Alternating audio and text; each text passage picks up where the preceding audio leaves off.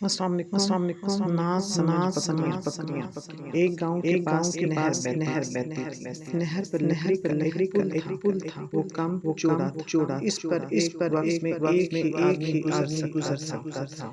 एक दिन की बात है कि एक बकरी पुल पर से दूसरी तरफ जा रही थी। एक और बकरी आ गई। पहली बकरी ने दूसरी बकरी से पूछा, तुम कहाँ जा रही हो? उसने जवाब दिया, मैं नहर के पार जा रही हूँ। उसने पहली बकरी से पूछा, तुम कहाँ जा रही हो? उसने जवाब दिया, मैं अपने गाँव जा रही हूँ। पहली बकरी ने कहा, पहले मैं गुजर जाऊँ, तुम मेरे पीछे आ जाओ। कहने लगी कि पहले मैं जाऊँ। मैं पीछे क्यों जाऊँ?